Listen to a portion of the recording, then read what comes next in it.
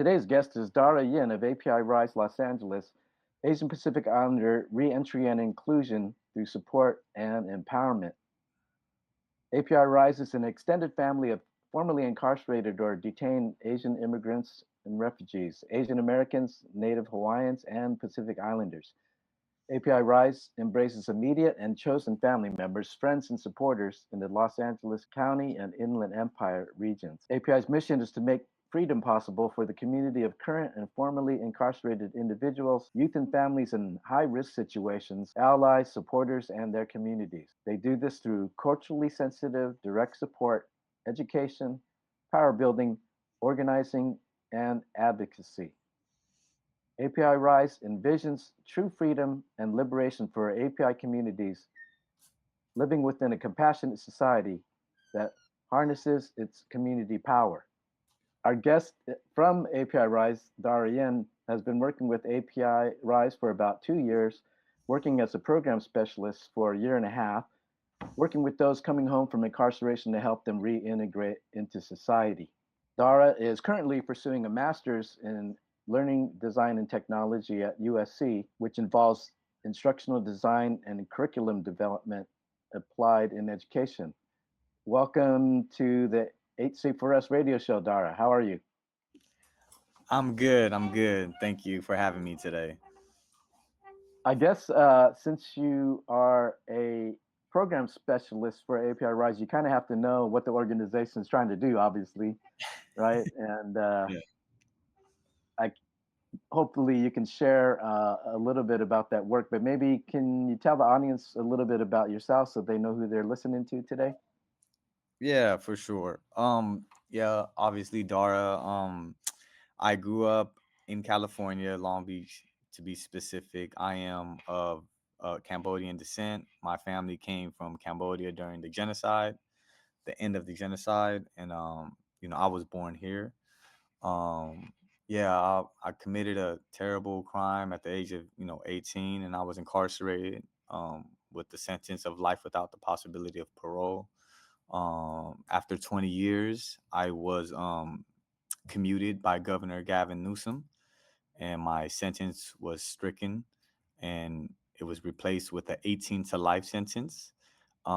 Being that I already did 20 years in prison, I was able to go to the board of paroles to see if they would allow me to come home. I was found suitable through that process. In 2022, I've been home in November 2022 to be specific. Yeah. So yeah, that's just a little bit about me. Maybe people be good for people to understand about like after all the time you've had to reflect on things, like how would you describe what led you to becoming a gang member? Um, Coming from that community that you came in and with its trajectory coming from war Yeah. and being refugees here, can maybe give a little bit, because a lot of people probably don't know much about For sure. Cambodia town, right? They don't know stuff like Cambodia town is the largest, right, Yeah.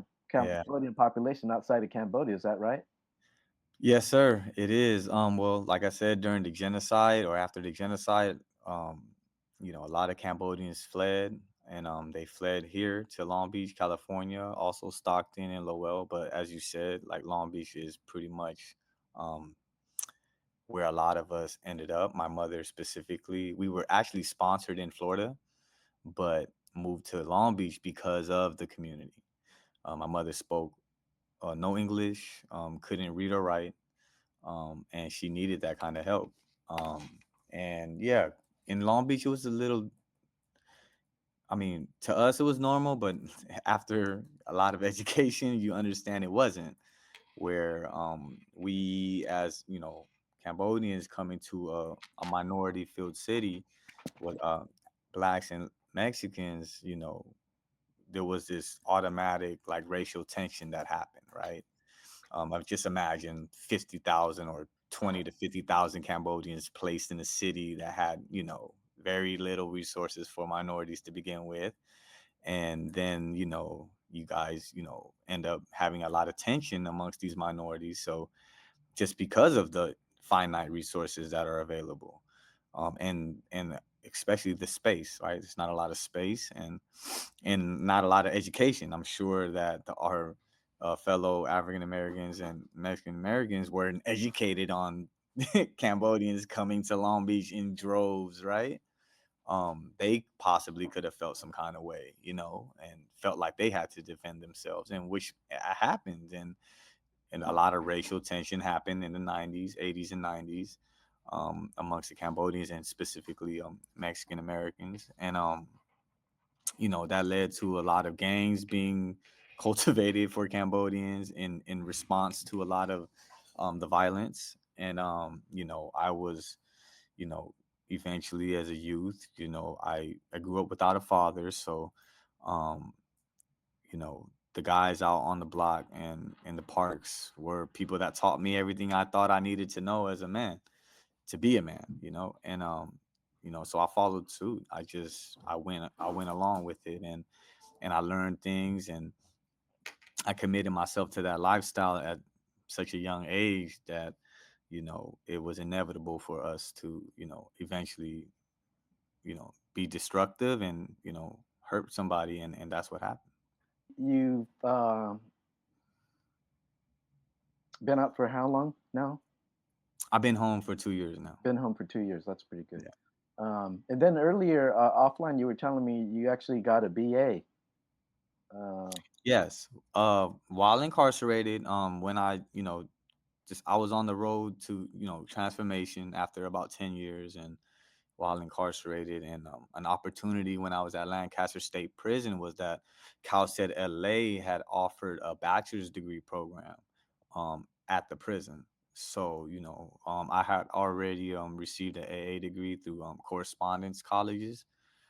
So it was almost like this perfect timing thing, and I jumped at the opportunity to actually go to college during you know um, being incarcerated. I thought that would never happen. I had life without parole, so I thought I was never coming home, and but being in that environment really opened me up, let me learn a lot about the world, and everybody in it, and helped me recognize my faults and in the way that I thought as well. So it's kind of mind blowing that earlier you were talking about the conditions in Long Beach, and it's almost like you have better access to college after you were incarcerated. That's kind of ironic, huh?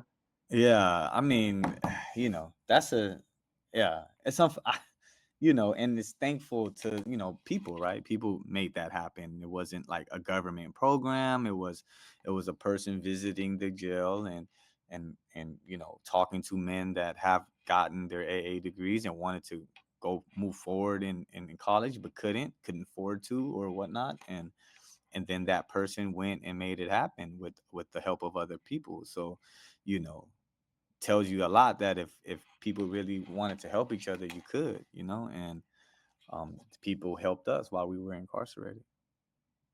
That's a great lesson to hold on to in these times right now for with what we're going through right now, huh? Yeah. You Yeah. Yeah.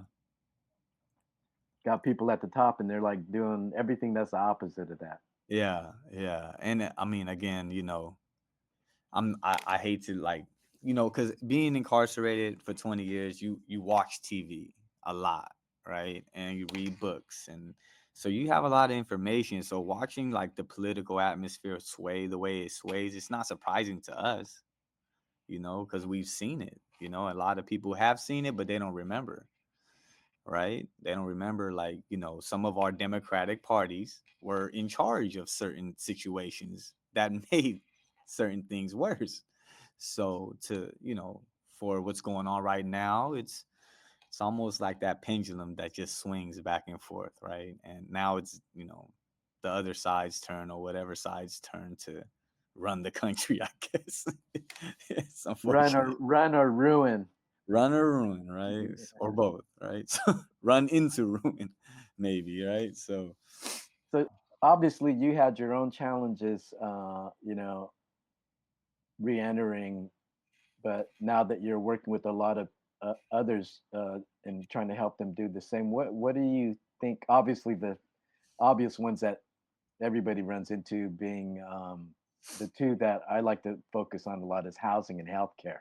You Oh know, man, yeah, and absolutely. what has been some of the things that you've seen that are pretty prevalent for a lot of people that are trying to Yeah, re-enter? I mean, specifically to the API community, a lot of our members are coming home elderly, don't speak English, and they are taken advantage of at these transitional houses, right? Like these transitional houses, some of them are like free, right? Because they're government grants and whatnot. But some of them will tell our people that they got to pay rent, and it's not true, right? And and to something as big as that, to take somebody's money that has barely been saving money since they've been in prison, 8 cents, 15 cents an hour, and they only have the $600 to $800 they saved over 10, 15 years, and to have a transitional house say, oh yeah, well, you got to pay that to stay here. It's ridiculous. So that for API communities is a huge thing. I mean, from that to obviously, APIs, we eat different foods, we live a different way, and not a lot of those houses are accommodating to our culture. So, and it even shamed, actually, if a person brought in some durian to eat and open it in the kitchen, and the whole house goes in crazy because it smells a certain way, right? And then they're told they can't bring that anymore. So it's things like that that kind of like demeans a person after already feeling ashamed from being incarcerated the last whatever amount of years. And you know um kind of makes people feel like not a part of society as a whole. So for us, we're very intentional in making sure that our folks come home and they know that they have a place to come. One of our big aspirations is a transitional house, so we can make it culturally informed, and that our folks can feel comfortable doing the things that they need to do to feel comfortable to be themselves, um, and be a support along the journey of reentry for them. That's beautiful. I would imagine that a lot of your work has to like just do basic education about how to get access to different resources, Yeah, like how to, um, absolutely. you know, like Absolutely. From like simple IDs just to getting a replacement social security card. Many of our folks are, dealing with undocumentation, or even if they are legally um, citizens, some of them don't have none of their, papers. So finding ways to, help them go uh, find those necessary items to, like, be successful is very hard, and it's stressful for a lot of them, and because they initially want to come out and go straight to work, and play catch up, right? Like, you're now in the, I guess, what they call the rat race, right? And when you're in the race of life, when you get in and now you're working and you're paying bills and you're doing all these things. So they want to get into that, but then they're kind of hampered because of those things. And that's where we kind of try our best to help as we can. I would imagine there's a lot of discrimination in the workplace, not just for being Asian, right, or Yeah, Pacific Islander yeah. or immigrant, but you know, you usually, Incarcerated. yeah, Yeah. being incarcerated is Oh probably man. And the combo is kind of different too, right? Because unfortunately, um sometimes, when they talk about APIs, they talk about us in one form, right. like they may have met a Chinese person, or a well-off Chinese person, Yeah, and they would think like all of the Asians are have gone through, like, that same type of culture or lifestyle, in which it isn't, right? no, So for speaking from the, like the Southeast Asian perspective, many of us come from war-torn countries, and then we find ourselves being incarcerated as well. So coming home, you get that double, like, stigma, where, like, oh, you're Asian, you shouldn't be struggling like that. Why are you struggling like that? You come from a well-off family. But that's not true, right? So it's almost this like, you know, um double jeopardy, I guess, if you can call it, if I'm using the term properly. But like, you're incarcerated, but then you're also looked down upon because you're Asian, because you supposedly come from this great background or whatever they want to. Crazy rich Asian, Yeah, yeah. exactly. Right, there's a movie, Or a not just model there's a model movie. minority is the kind Yeah, of model minority myth, Crazy Rich. There's literally a movie that promotes yeah. that this is right. Like, this is how we are. And like, again, when that movie came out, I really didn't relate. So Not too much. I not didn't too either. much, not even I close. it's So, crazy. The reality is the majority of us are working class people. I mean, right. that's why we most of us came here originally. I mean, cheap Yeah. labor was the original thing, and Yeah. then later on, with U.S. imperialism in Asia, bombing the hell out of the homelands, driving people, Absolutely. on the road to survival, and so Yeah. it's terrible how the media really doesn't tell the story of who we are. Right. So that's why I really appreciate you coming on the show because Well, this yeah. is I not a mean, topic most people, come across, I don't think.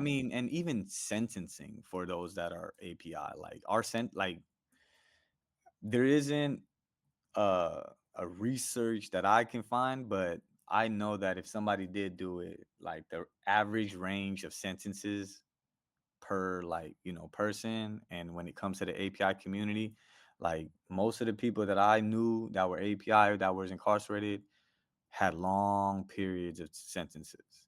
Like, I didn't run into a lot of APIs that were going home in 3 months, going home in 6 months. Most of us had life sentences. And we're talking about, like, most of the prisons that I was at. So What do you think that's about? Is that a weird kind of racism on yeah, the absolutely. I believe, like, our, you know, criminal justice system is biased in that way too. They look through it that lens as well. Like, you come from an Asian family, you shouldn't be messing up. So I'm gonna just give you, since you had, you think, because they don't, at the time when I was being sentenced, they didn't ask about my historical factors, right? Like my family or anything. Like, they didn't ask any of that, right? So to me, it's like, you don't even know, but then you sentence me as a first time offender to prison for life without parole, right? Like, I knew people. So in my case, like, I was there, I am responsible. I did not shoot the person, but I was there, right? I know people that shot people and had less time than me. That's crazy. So if you can make that make sense, then you know. I actually don't. What is going on in the psychology, of the people that are determining the sentencing to, you know Well, what I mean? I don't even think it's like a humanistic issue. I think it's a systemic issue, right? When you create laws that are biased, right? That says you have to do mandatory minimums, right? You have to sentence a certain way. You're not really taking into account, people's, how they grew up, where they come from, things like that. And then, obviously, if you're not having great representation when it comes to, lawyers and stuff like that, your voice isn't heard, right? With somebody that has representation, like paid representation, they have them do all kinds of things. Like, they do psych eval. I didn't even know that you could do a psych eval for your as a defendant, right? Like, I learned about those things afterwards. Like, wow, I didn't know you can do that, right? So the system is built a certain way, and so until that is helped, then I think we'll consistently still see this, why, like, African Americans represent such a huge portion of the, incarcerated population, but yet they're a minority in it, right? So, I mean, with healthcare, I mean, I came out of prison a diabetic, so even coming home and having to, like, with Medi-Cal, and how do I get my insulin? I remember, I think I went like a week without insulin when I Wow. first came home. And it was just like, I had the insulin and didn't know, like, didn't even have, like, right education on it, like I had the insulin sitting in my car in the summer, so the insulin is like heated, so it's not even working. So like I learned like, oh, I can keep it cool. I gotta keep it cool, right? So just things like that. Like I was like, wow, I could have, it could have been bad. So I just had a friend a couple of weeks ago that had a psychotic episode, and I didn't know about that. That if your blood sugar goes really low, um, yeah, for somebody with type 2 diabetes, you can go into you yeah, start losing your mind, yeah, and hmm he got in trouble. They dropped the charges when he assaulted somebody that he thought was stealing his car, right, and they realized it was a medical condition. So mm, luckily, the charges were dropped. But I mean, he's still trying to recover in the hospital now. He had a stroke and stuff, and mm. very serious. And I we want to do actually a program on that at some point because apparently diabetes is pretty high amongst a lot of Asian people. Yeah. I am considered a post adult diabetic because I got it. I was diagnosed after COVID, after I contracted COVID in prison. Yeah, Wow, I dropped like 30 pounds in like 2 weeks. wow. Like I was a diabetic ketoacidosis where if I would have went into a coma, there was like a high chance of me passing away. So yeah, it was insane. So we were pretty excited to learn that API Rise endorsed CalCare, which was the effort last year. It was the second time that we tried a true single payer healthcare legislation in California. By that I mean they had a lot of bills before that under previous governors that got vetoed and stuff like. But this bill was different because the previous bills had like a little loophole for the insurance companies to still be involved in extracting public funds into their own pockets. But CalCare version 1, which is in 2022, eliminated that. And then Wow. they built upon that to like flesh out the policy in a lot more detail. It's an amazing bill. It's like a vision of what we should already have, like, Wow. you know, it's actually better than Bernie Sanders' bill in the Senate right now because Yeah. and this is like something people don't understand. Why is it better? Because it was written by a union of caregivers in the healthcare service facilities, nurses that are in contact with people like yourself, Right. and people from the community you lived in, and Right. they have that perspective about what the needs are. And so the bill has a lot of stuff on like uh, addressing historical healthcare inequality, disparities, and stuff. Amazing. So we were pretty excited when API Rise endorsed it. But do you have any like opinion about why API Rise did that and in relationship to the stuff that you're going through, Yeah. helping people?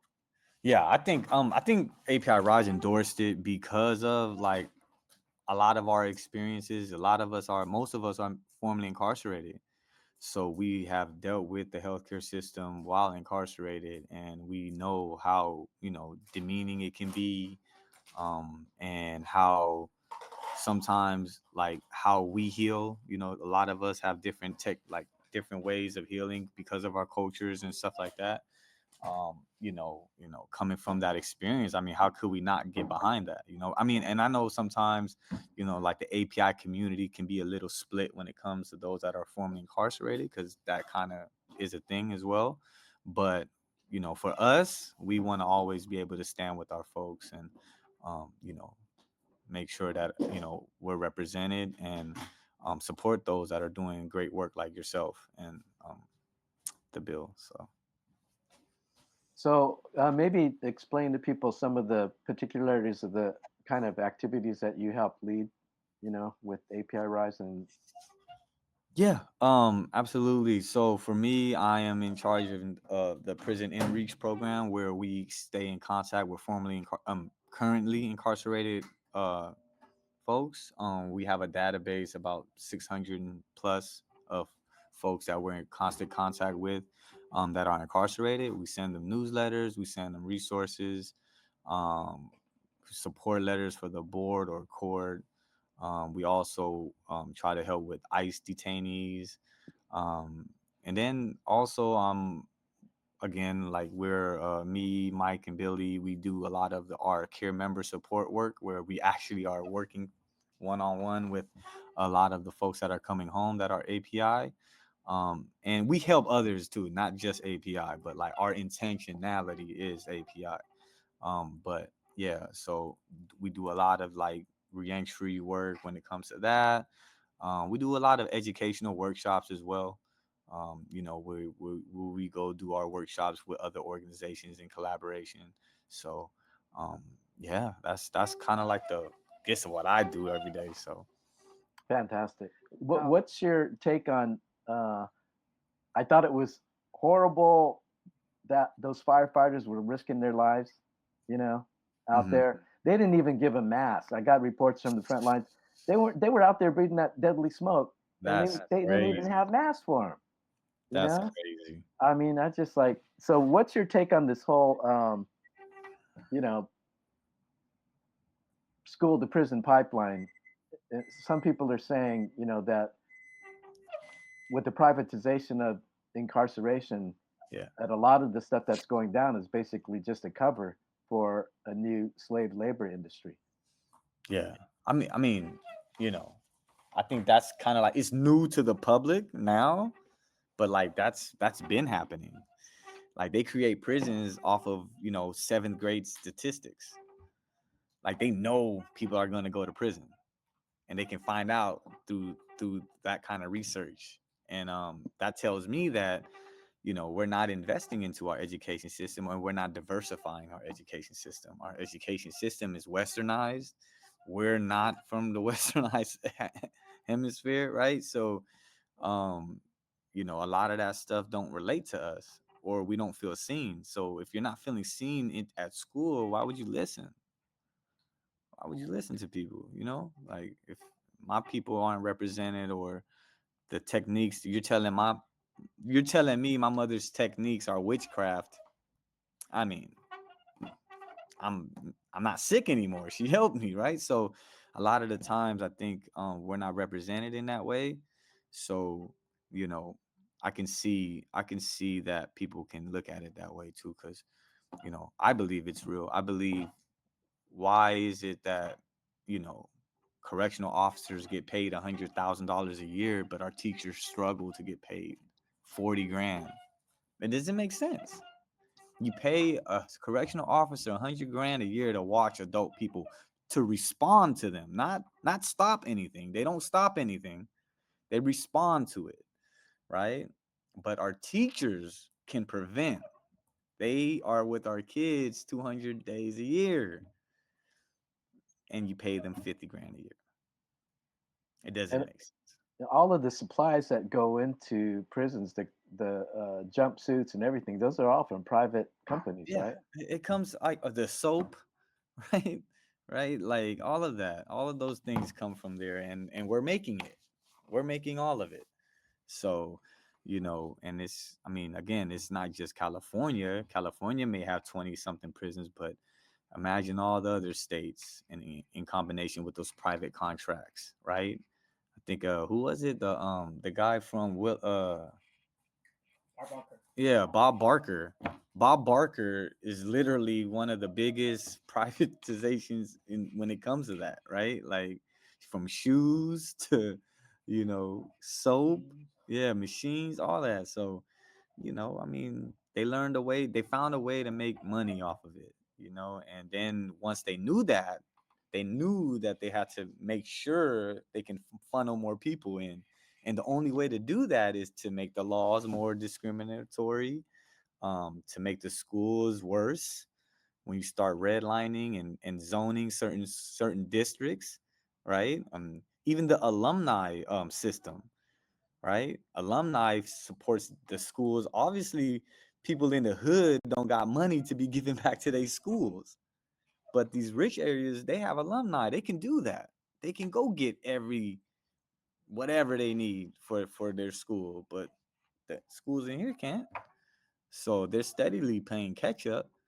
So you know, I don't know. I think it's so many different arms that lead to, keeping, folks separated, um unempowered, and so that, it can feed that, that 1%. That's the cold part. It's feeding just the 1%, right? So It's crazy. You got Elon Musk talking about, you know, getting rid of this program and getting rid of that program. He's getting more money than anybody from the government. You know, yes, I mean, the for sure. government's financed all of his stuff. I mean, they're the biggest contractor for that SpaceX program. That thing wouldn't exist without our money financing it. Right, He's right. really the biggest grifter of all. You know, and now he's taking over parts of government and ruining people's lives. I mean, it's nuts. How did you guys process the what happened in California with the last election with that proposition about getting rid of slavery out of the state constitution? And Oh my God. I know the person that wrote that was actually a colleague of mine, a school peer of mine while in Lancaster. wow, Yeah, Samuel Brown. He was the one that had first penned it, and then it got picked up. But yeah, it was saddening actually, because um like you would have thought like California would be ready for something like that, right? And they were not. They were not. So I think we're kind of in a period of really waking up about what California really is. You know, this has a Democratic Party supermajority, both houses and the governor, a governor who was elected largely on being a pro single payer candidate, right? They all know that all of us out here want single payer. We all want healthcare reform. They all know that, right? I yeah, mean, a CEO gets off, right? And they thought everybody was going to be outraged at a murder. And they found out, holy moly, a bipartisan majority across the country. I mean, it ain't even close, right? They yeah, all understand what the problem is with the healthcare insurance industry. And I think all the politicians know that you can't go out there and not be mouthing off that you support healthcare reform, right? So, right. they get elected, but once they get in there and we got a really good bill in front of their face, what do? They don't even let it out of committee, you know? Right. So Yeah, I think in the same way with the trying to get the Constitution fixed so it doesn't codify slavery, for California to basically vote to yeah, continue slavery, I think, boy, what a message is that to send yeah, out exactly. And I think from from that's from the yeah, biggest blue state of them all. yeah. It was this year's. I ain't gonna lie. This year's like political whole experience was very very bad. Like it was almost on every level. I can't even like really say anything positive about the what happened this last November. So uh yeah. Like you said, the pendulum's swinging. What are your thoughts, or like what kind of gets you through the day, when you wake up and realize this mess we're getting through, and there's so much you can't even keep track of it. It's so much crazy stuff, right? Well, you What know what what? what do you go back to get you through the day and keep going forward? You know what? Working with people, like working with the members coming home, Beautiful. actually being like in the field with them, like watching them succeed, watching them get it, watching them like a feeling that's pretty cool is that when you just know like a person's not going back to jail or he's not gonna harm somebody, like you can really feel it, like you can really feel the turn, you know. Um, I also work with kids as well, so Wow. that one's a little bit harder, but it's awesome when you do see them like make this drastic change, and we're talking like gang member youth that come straight out the camps, so and seeing them like listen and use what you're showing them to make better decisions. And so yeah, I think those are the things that keep me kind of going in the field, so It's kind of funny. You can almost like look at what they're doing of destroying lives and flip it around. Instead of like tearing apart families, tearing apart communities, maybe yeah. what we need to do is focus on building community. Exactly. And I think that's the issue. I think that's where the gray area is maybe in their thinking, they're rebuilding their community, right? I think that's the disconnect right now. Like, it's either they're, because it's either they're just really, really like in for it just for themselves, or some people actually, I mean, Rome was built on good intentions, right? So some people, think they're doing the right thing at the moment and can't see it no other way. So I think try to find a way to kind of see each other now. I think it's so bad for left or right. Like, we don't even talk, like we won't talk. We won't even share space anymore. So, you know, I think that's when it's dangerous. So, Yeah, a lot of work to do. Okay, yeah. man. Well, I've had you here long enough. I'll let you go. Once I, again, how yeah. how can people kind of like keep in touch with the work that you're doing and maybe support uh, what API Rise is doing? Yeah, please check into our website, apirise.org. We have our calendar on there with our different events that we're having. We have monthly gatherings every month, once a month, for just to be a community. We have different themes depending on months, or what's going on in our communities during that time. We have volunteer events. Next week we're doing a produce distribution, um, for folks that are in the transitional homes. But anybody that needs any kind of the produce that we have can come and get it, here at our office, and we have three of those scheduled in the next coming months. But yeah, so please just check into our apirise.org, check our calendar, and just email us. And if you want to volunteer, we're always looking for volunteers. Yeah, so that's kind of It's been great to have you on the show. We're running out of time, and really a pleasure to meet you. And for sure. hopefully, come by one of the events. We can talk more in Yes, person, Dara. Uh, please. thank. We have an event this Friday if you're Okay, available. I think I'm tied up Friday, but the next one, I maybe. For Yeah. sure. Yeah. Okay. Take care. Okay. We'll talk soon.